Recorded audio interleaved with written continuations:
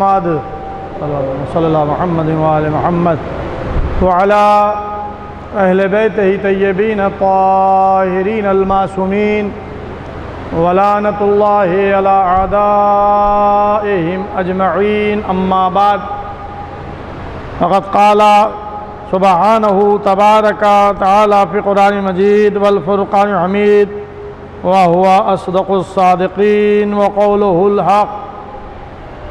बिस्मिल्लाहिर्रहमानिर्रहीम वजअलना मिनहुम अइम्मतन यहदूना बिअम्रिना लम्मा सबरू। अज़ीज़ों, क़ुरान मजीद की आय करीमा के ज़ैल में आपकी खिदमत में अर्ज़ कर रहा हूँ। पैगम्बर सल्लल्लाहु अलैहि वसल्लम जो ख़ातिमुल अंबिया हैं और जिनके ज़रिए से कुरान जैसी अज़ीम किताब अल्लाह ने भेजी। कुरान में पैगंबर की ज़ात को मुख्तलिफ़ अंदाज से पेश किया गया। मैंने अर्ज़ किया था कि पैगंबर के कारहाय नुमाया में जो अल्लाह ने इरशाद फरमाया था वो ये कि यतलू अलैहिम आयातिही व युज़क्कीहिम व युअल्लिमुहुमुल किताब वल हिकमा। वो नबी जिसको हमने मबूस किया है वो तुम पर आयात इलाही की तिलावत करता है, तुम्हारे नफ्सों को पाक करता है और तुम्हें किताब और हिकमत की तालीम देता है। लिहाजा उनके बाद जो अइम्मा उनके जानशीन हुए इनका भी यही काम रहा, इसलिए कि इसमें तमाम सीगे मुदारे के सीगे थे जिसका ताल्लुक़ हाल और मुस्तक़बिल पे था। लेकिन पैगम्बर इस्लाम इस दुनिया में आए और 63 साला ज़िंदगी गुजार कर इस दुनिया से रुखसत हो गए, लेकिन आपकी नबूवत आज भी बाक़ी है, आपकी लाई हुई किताब आज भी बाक़ी है। हम अपने कलमे में यही गवाही देते हैं कि अशहदु अन्ना मुहम्मदुर रसूलुल्लाह। हम गवाही देते हैं कि आप अल्लाह के रसूल हैं, मोहम्मद अल्लाह के रसूल हैं। तो लिहाजा आपकी नबूवत भी बाक़ी, आपकी किताब भी बाक़ी, और आपके बाद जो आपके 12 जानशीन हैं उन्होंने किताब के उलूम को आगे बढ़ाया, पैगाम इस्लामी को आगे बढ़ाया और रिसालत और नबूवत और कुरान के मुहाफिज हैं। ये कुरान में खुदावंद आलम ने पैगंबर के जो नाम लिए हैं वो कभी ये नहीं कहा कि ए मोहम्मद। कभी पूरे कुरान में जहाँ जहाँ भी पूरा कुरान रसूल ही से मुखातब है, पूरे कुरान में अल्लाह रसूल ही से खिताब कर रहा है। लेकिन जब खिताब किया कभी या अय्युहल मुदस्सिर कह के आवाज़ दी, कभी या अय्युहल मुज़म्मिल कहा, कभी ताहा, कभी यासीन, कभी ज़िक्र, कभी अगर और ज़्यादा आप करना लिया तो या अय्युहन नबी या अय्युहर रसूल मनसब के साथ आवाज़ दी। लेकिन कहीं पर नाम आपका नहीं लिया गया। एहतरामन अज़मत पैगंबर खुदावंद आलम जिस तरह से या आदम या नूह या इब्राहीम या मूसा या ईसा कहकर खिताब कर रहा है, इस तरह से नाम लेकर पैगंबर को खिताब नहीं किया। पैगंबर के ये सब अलक़ाबात कुरान में हैं, लेकिन नाम आया है दूसरे अंदाज से आया। जैसे कि जनाब ईसा की ज़ुबानी सूरह सफ़ में आया कि मेरे बाद जो नबी आएगा इस्महु अहमद, वालेकुम सलाम, उसका नाम अहमद होगा। जनाब ईसा अलैहिस्सलाम ने अपने हवारीन को आखिरी नबी का नाम जो बताया वो अहमद। अल्लाह ने कुरान मजीद में जो पैगंबर का असली नाम का जिक्र किया वो मोहम्मद सल्लल्लाहु अलैहि वसल्लम, लेकिन उसका अंदाज खिताब के अंदाज में नहीं था, बल्कि बताना था। एक जगह पर इरशाद हो रहा है कि वमा मोहम्मदुन इल्ला रसूल, मोहम्मद नहीं है सिवाय रसूल के। इसलिए कि मुसलमानों में एक ज़हनियत ये काम कर रही थी कि ये हमारा जैसा नबी है। कुरान मजीद में ये आया है कि अना बशरुम मिस्लुकुम, मैं तुम्हारी तरह बशर हूं। लेकिन सिर्फ आयत यहीं पर तमाम नहीं हुई कि मैं तुम्हारी तरह बशर हूं, जिस तरह से मुसलमान ने अपना जैसा समझने लगा। वहां पे फर्क किया गया कि और हम पर अल्लाह की वही नाजिल होती है, तो आम इंसानों पर अल्लाह की वही नाजिल नहीं होती। तो इनको अपना जैसा समझना ये दुरुस्त नहीं। तो कुरान कह रहा है कि वमा मोहम्मदुन इल्ला रसूल, मोहम्मद नहीं है सिवाय रसूल के। इनकी पूरी जिंदगी रिसालत के मुताबिक है। ये घर में हो तब भी रसूल, ये मस्जिद में हो तब भी रसूल, ये मैदान जंग में हो तब भी रसूल, ये अज़वाज के साथ हो जब तब भी रसूल, ये असहाब के साथ हो तब भी रसूल, ये किसी को अपने दोष पर बुलंद करें तब भी रसूल, ये किसी के लिए नाका बने तब भी रसूल, ये किसी को अपनी जुल्फ़े पकड़ा दे तब भी रसूल, ये किसी की ताज़ीम के लिए खड़े हो जाएं तब भी रसूल, ये किसी के लिए सजदे को तूल दे तब भी रसूल। इसलिए ये कुरान ये कह रहा है कि वमा मोहम्मदुन इल्ला रसूल, मोहम्मद नहीं है सिवाय रसूल के। लिहाजा इनका हर अमल, उठना बैठना, अपने बज़ में बैठालना, अपने बज़ से उठाना, जो भी इनका अमल है वो बरबिनाए रिसालत है, वो बरबिनाए रिसालत है। कुरान ने कहा कि ये सिवाय रसूल के और कुछ नहीं है। वही रसूल अपने नायबीन के लिए, अपने जानशीन के लिए कह रहा है कि अव्वलुना मोहम्मद, औसतुना मोहम्मद, आखिरुना मोहम्मद, वकुल्लुना मोहम्मद। हमारा पहला भी मोहम्मद है, हमारा औसत भी मोहम्मद है, हमारा आखिर भी मोहम्मद है, और हम कुल के कुल मोहम्मद।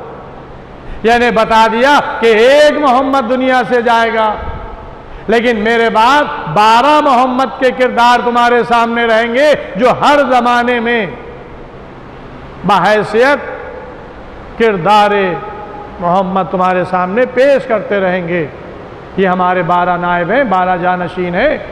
अगर तुम्हें इल्म पैगंबर देखना है, अगर तुम्हें ज़ुहद पैगंबर देखना है, अगर तुम्हें शुजाअत पैगंबर देखना है, अगर तुम्हें सखावत पैगंबर देखना है, अगर तुम्हें इनकी अज़मत को देखना है, तो रसूल के बाद ये जीती जागती तस्वीर हर ज़माने में नज़र आएंगे।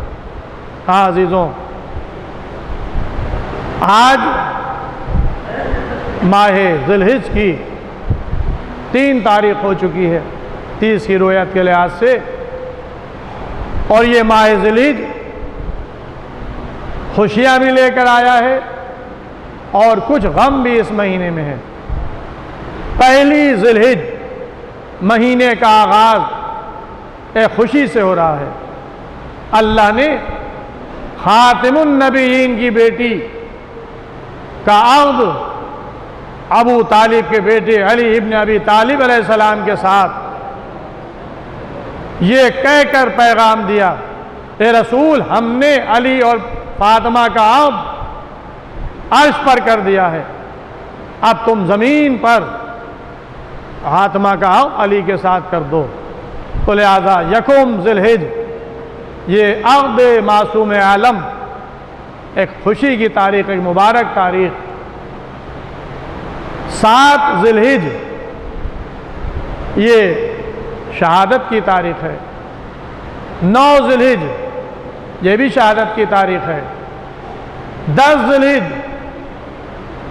ईद क़ुरबान, ईद उल अज़हा, एक नबी ज़बीउल्लाह की यादगार, इब्राहीम खलीलुल्लाह की यादगार, जो तमाम आलम इस्लाम पूरी रूए ज़मीन पर मना रहा है, खुसूसन खाने काबा मक्के में, हरम में।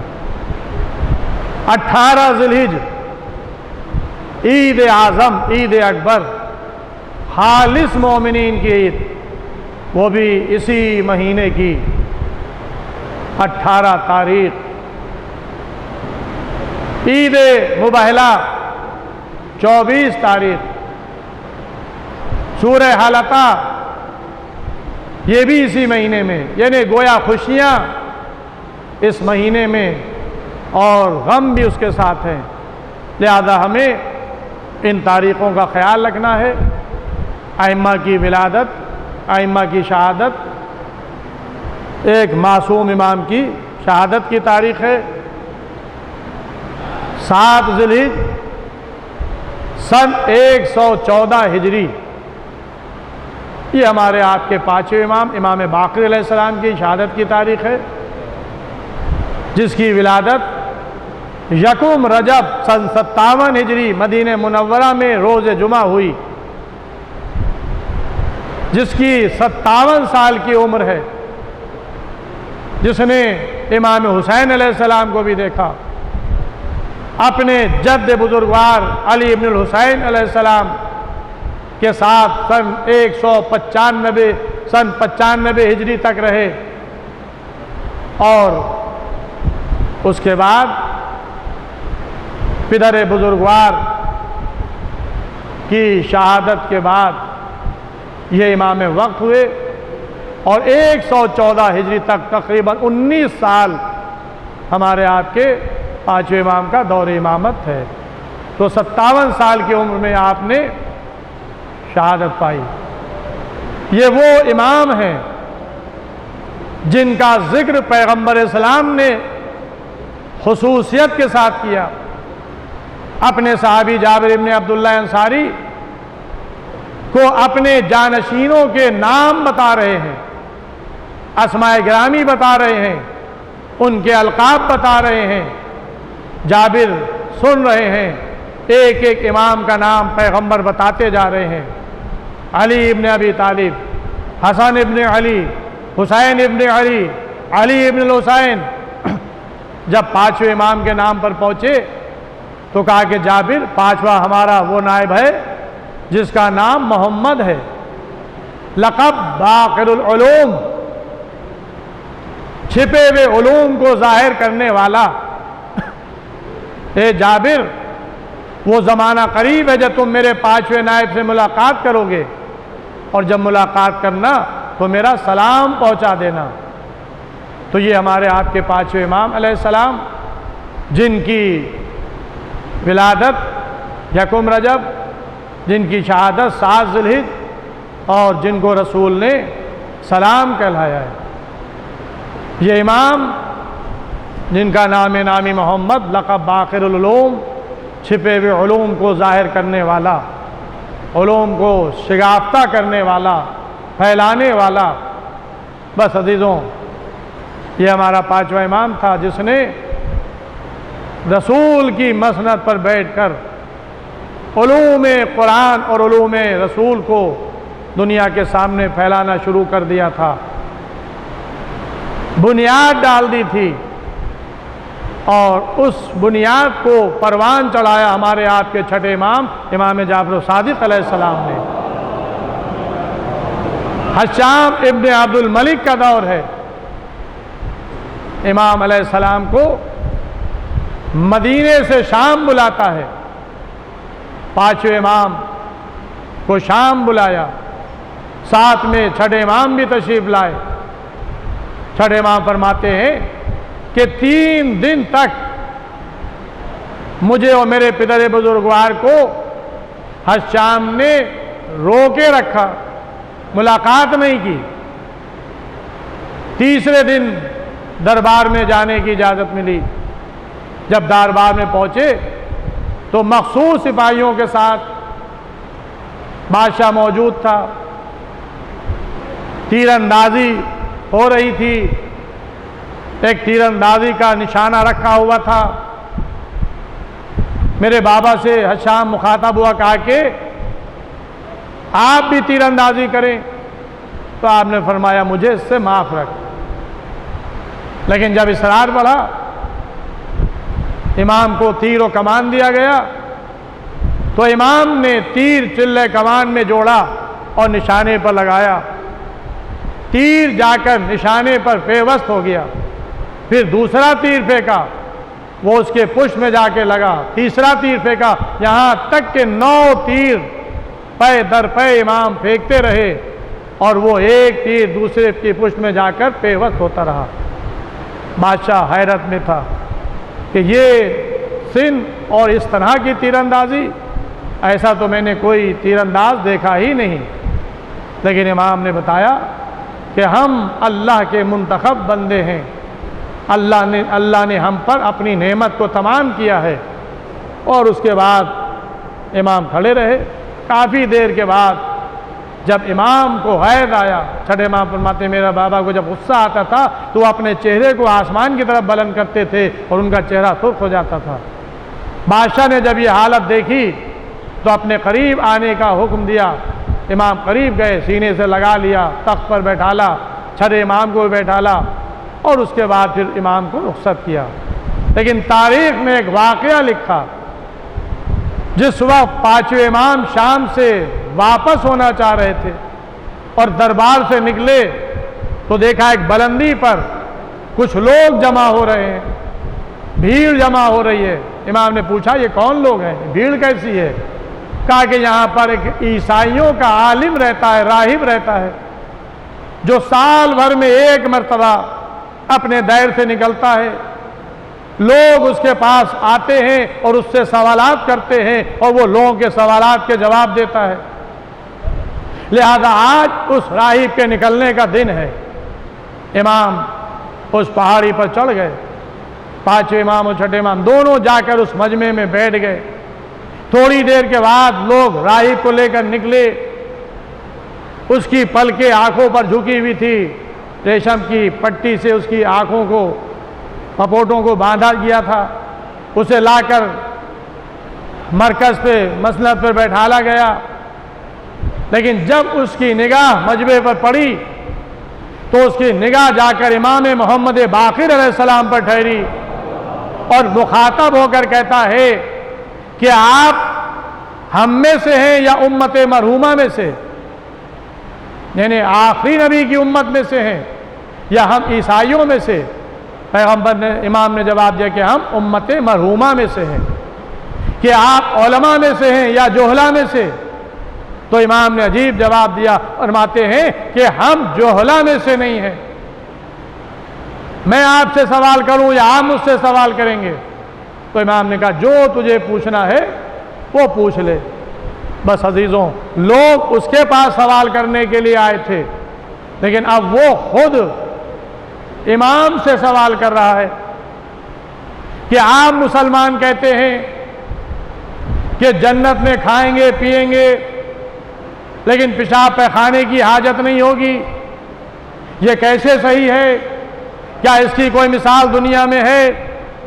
तो इमाम ने कहा कि उसकी मिसाल माँ के पेट में उस बच्चे की है कि जो खाता भी है पीता भी है, लेकिन ना उसे पेशाब की हाजत होती है ना पैखाने की। फिर कहता है कि आप लोगों का ये भी नजरिया है कि जन्नत में मेवे खाएंगे, फल खाएंगे, लेकिन फलों में कोई कमी वाक़ई नहीं होगी। क्या इसकी मिसाल है? कहा कि हाँ, उस चिराग के मानिंद है कि एक चिराग से दूसरा चिराग रोशन कर लिया जाए और उस चिराग में कोई कमी ना आए। कहा कि आपने तो कहा था कि मैं उलमा में से नहीं हूं। कहा कि नहीं, मैंने कहा था कि मैं जोहला में से नहीं हूं। कहा कि अच्छा, मैं अब आपसे एक सवाल करना चाहता हूं, ये बताएं कि वो कौन सी साथ है जिसका शुमार ना दिन में है ना रात में है? इमाम ने फरमाया वो सुबह फज्र का वक्त है, तुलूए आफ्ताब से पहले की साथ है, जिसका शुमार ना रात में ना दिन में है, बल्कि वो जन्नतों की साथ में से एक साथ है। उस वक्त बीमारों को सुकून मिलता है, जिसे नींद नहीं आती है उसे नींद आ जाती है। ये एक अच्छी साथ है जन्नतों की साथ में से। कहा कि अच्छा, अब मैं आपसे एक और ऐसा सवाल करूंगा कि जिसका जवाब आप पास नहीं होगा। बस अजीजों, इमाम फरमाते हैं कि वो भी तू पूछ ले। कहा कि ये बताएं कि वो दो भाई कौन हैं जो एक साथ पैदा हुए, एक साथ मरे, एक की उम्र 50 साल की थी, एक की उम्र 150 साल की थी। इमाम फरमाते हैं वो दो भाई अजीज और उज़ैर थे, जो अल्लाह के नबी अजीज जब उनकी 25 साल की उम्र हो गई तो एक रास्ते से गुजर रहे थे, देखा कि वहां पर एक पूरी आबादी मुर्दा पड़ी हुई है। तो इस नबी ने कहा कि तू इन्हें कैसे जिंदा करेगा? तो अल्लाह ने इनके ऊपर मौत को गालिब कर दिया। इनके साथ इनकी सवारी का खच्चर भी था, इनके साथ खाना भी था। 100 साल तक ये मुर्दा पड़े रहे और उसके बाद अल्लाह ने जब इन्हें दोबारा जिंदा किया और इनके सवारी के खच्चर को भी जिंदा किया, खाने की तरफ देखा तो खाना वैसे ही। और अब ये अपनी उसी 25 साल की जवानी पर घर लौटे तो इनका भाई 125 साल का बूढ़ा हो चुका था। अब ये अपने भाई के साथ फिर 25 साल रहे और दोनों को एक ही वक्त मौत आई। तो एक की उम्र 150 साल हो चुकी थी और एक की उम्र 50 साल की थी। बस अजीजों, इमाम ने जब ये जवाब दिया तो राहिब मजमे की तरह मुखातब होकर कहता है, ए लोगों, तुम ऐसे क्यों लाए हो मेरे सामने कि जिसके जरिए से मुझे जलील कर रहे हो? देखो, अब जब तक कि ये हमारे दरमियान है तुम मुझसे कुछ ना पूछना, इससे पूछना। बस अजीजों, आखिरी कलाम में एक बात अर्ज करना चाहता हूं कि ये गुफ्तगू एक ईसाई आलिम, ईसाई राहिब से और इमाम से हो रही थी। और राहिब ये कह रहा है कि जब तक कि ये हमारे दरमियान है कोई बात हमसे ना पूछना, इनसे पूछना। मुझे ताज्जुब है उन मुसलमानों पर जो ये कहते हैं कि फसअलू अहल ज़िक्र इन कुंतुम ला तालमून से मुराद अहले किताब है। आकर देखें कि ये अहले किताब में का राहिब है, ईसाई राहिब है, इंजील पढ़े हुए है, तौरात पढ़े हुए है, लेकिन वो ये कह रहा है कि जब तक कि ये अहले बैत हमारे दरमियान है इनसे पूछना, हमसे ना पूछना। बता दिया कि हम अहले ज़िक्र का मिज़दाक़ नहीं है। अगर कोई अहले ज़िक्र का मिज़दाक़ है तो ये आले मोहम्मद अलैहिस्सलाम है। आइए बारगाह इलाही में दुआ करें कि परवरदिगार आलम तुझे वास्ता मोहम्मद वाले मोहम्मद अलैहिस्सलाम का और इस पर जहाँ जहाँ भी शिया ने हैदर करार मातमदार मजलूम करबला है उनकी जान, माल, इज़्ज़त, आबरू, नामूस की हिफाजत फरमा। जो लोग बीमार उनको शिफाए कामिल अता फरमा। जो लोग कर्जदार उनको बार कर्ज अता फरमा। जो लोग बेरोज़गार उनको रोज़गार अता फरमा। जो लोग कारोबार कर रहे हैं उनको कारोबार में बरकत अता फरमा। जो मोमिनीन क़ैद में उनको रिहाई हो। मकामात मुक़द्दसा की हिफाजत फरमा। हमारे ज़माने के इमाम के ज़ुहूर में ताजील फरमा। हम लोग का शुमार इमाम के नाश मददगारों में फरमा।